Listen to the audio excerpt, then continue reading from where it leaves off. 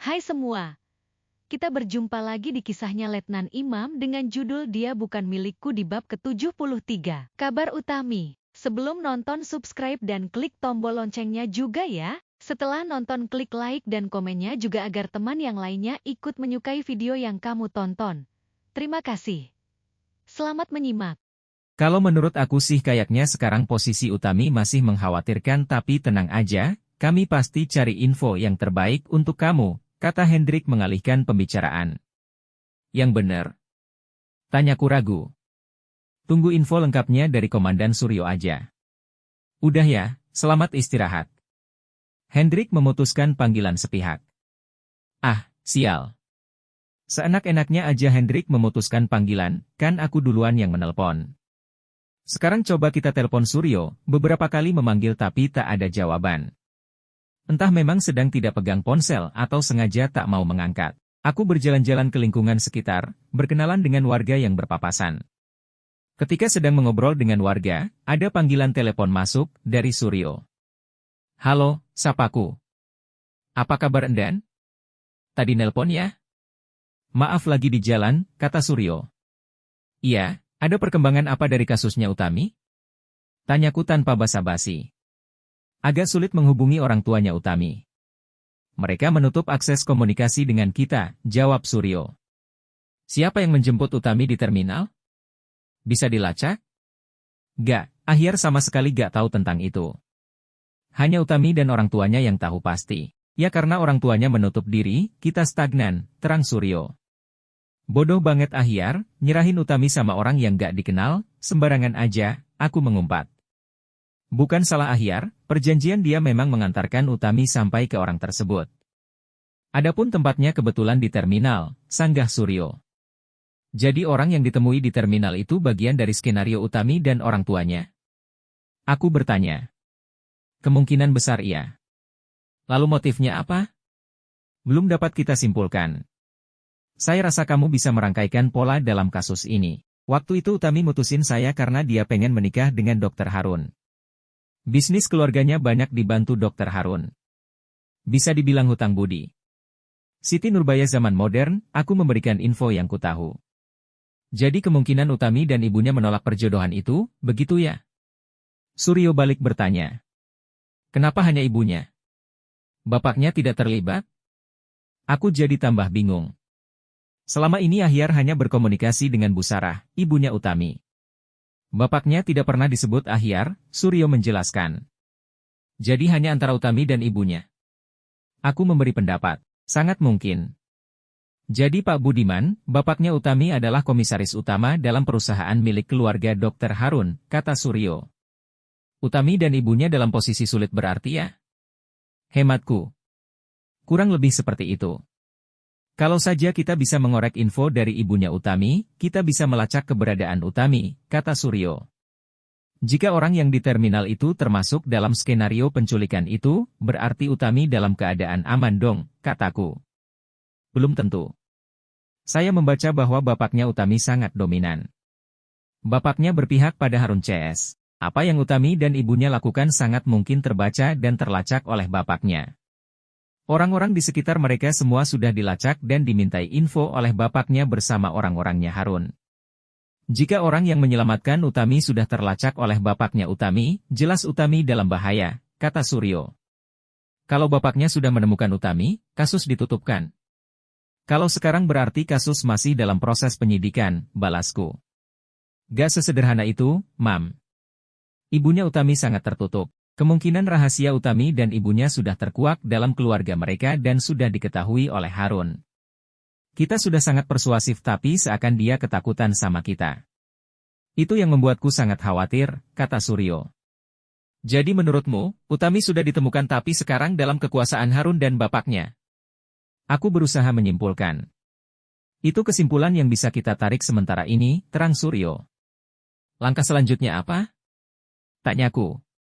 Kita masih memantau gerak-gerik keluarga Utami, jika ada kesempatan berbicara dengan ibunya Utami, pasti kita akan gerak cepat, Suryo menjelaskan. Sabar ya. Prosesnya mungkin gak bisa cepat, Suryo menambahkan. Iya, aku percayakan semua sama kamu. Tolong bantu temukan Utami. Semoga dia dalam keadaan selamat. Aku rasanya sedih mengingatnya. Kamu masih suka sama dia? Ledek Suryo. Gak tahu, Sur. Cuma doa terbaik yang aku panjatkan untuk keselamatannya. Berarti bapaknya Utami gak pro sama anaknya sendiri ya? Aku kembali memastikan. Harta dan tahta bisa membutakan siapa saja, termasuk membutakan mata hati pada keluarga sendiri. Terima kasih infonya ya. Baik-baik kamu di sana, Mam. Besok pestanya Resti dan Kobeni, mau titip salam gak? Kata Suryo sambil tertawa. Gak, makasih. Besok malam aja aku telepon video call. Kataku ketus. Mau ngintip malam pertama nih? Kuat iman gak kamu? Nanti malah nangis termehek-mehek lagi. Tawa Suryo semakin keras. Adanya juga Resti yang nangis, pengen balikan lagi sama aku, kataku cuek. Kamu gak punya ladang berlian, mana mau dia balikan sama kamu? Kobeni itu biar matanya irit tapi emasnya tumpah-tumpah, kata Suryo. Udahlah, ngebahas itu gak ada selesainya. Apalah daya, aku hanya remahan rengginang di kaleng Hongguan, aku hanya bisa merendah. Kalau aku masih rengginang utuh lah ya, bukan sekedar remahan kayak kamu. Toplesnya juga pakai toples keramik, bukan kaleng Hongguan, kata Suryo. Iya, tapi toples keramiknya sudah retak jadi rengginang yang utuh itu sudah melempem, jawabku tak mau kalah. Lalu kami tertawa bersama, mengucap salam lalu menutup telepon. Awalnya tadi kan mau marah sama Suryo, tapi kok gak jadi ya, malah ujung-ujungnya bercandaan. Kayaknya bener kata Hendrik, hanya Suryo yang bisa merubah moodku, bukan menjinakkan lo, memangnya aku liar. By the way, pantai di depan mata begitu indah, kayaknya enak kalau renang nih. Ada beberapa anak kecil yang bermain di pantai, mari kita bergabung. Aku mendekati anak-anak yang sedang bermain, boleh ikut bergabung? Tanyaku pada mereka. Anak-anak itu saling berpandangan. Saya bapak tentara yang baru datang bertugas di sini. Namamu siapa? Aku memperkenalkan diri lalu menunjuk salah satu dari mereka. Dani, jawab anak yang aku tunjuk tadi, kamu siapa? Tanyaku lagi pada anak yang lain. Syamil, bapak namanya siapa?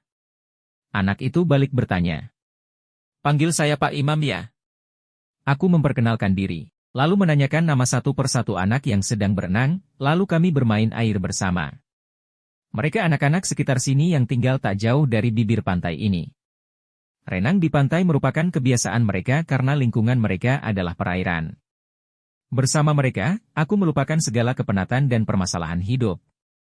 Anak-anak itu mengajarkan aku menangkap hewan laut yang dapat dikonsumsi. Setelah terkumpul udang-udang kecil, kami membuat api lalu membakar udang hasil tangkapan tadi kemudian makan bersama. Kenji, seseorang memanggil salah satu anak yang sedang makan udang bakar bersamaku. Kenji bersembunyi di balik pohon bakau. Pemilik suara tadi menampakkan diri, seorang wanita berambut panjang dengan kaos putih bergambar tokoh kartun dan rok katun lebar. Rok lebarnya tertiup angin membuat siluet yang indah. Mana Kenji? Tanyanya pada kami. Aku menengok ke kanan dan kiri, tapi tak melihat Kenji. Anak-anak yang ada di depanku tersenyum, sambil menahan tawa, tapi tak menunjukkan di mana Kenji berada. Tadi Kenji ada di sini bersama kami, tapi gak ada sekarang. Di mana ya? Jawabku. Anda siapa? Tanya wanita itu. Aku mengulurkan tangan saya Imam, saya berdinas di sini untuk waktu ke depan. Wanita itu membalas jabatan tanganku, saya Wanti, ibunya Kenji. Bapak tentara ya? Cie, cie. Anak-anak di sekitarku meledek, Kenji juga keluar dari persembunyiannya dan ikut meledek ibunya denganku. Iya, jawabku gugup lalu melepaskan jabatan tangannya. Kita pulang dulu Kenji. Wanita itu tersipu lalu menggandeng Kenji pergi. Setelah mereka menjauh, anak-anak itu masih senyum-senyum padaku. Kenapa kalian tersenyum? Gak boleh meledek orang tua seperti itu ya? Aku menasehati mereka. Ibunya Kenji itu janda, Pak, kata salah satu dari mereka. Iya, Pak. Janda kembang. Kata anak yang lain. Janda ting-ting, yang lain menambahkan. Bersambung. Ikuti kisah Letnan Imam selanjutnya dengan judul Dia Bukan Milikku. Karya Sitanya Fahmi. Tersedia di aplikasi KBM App.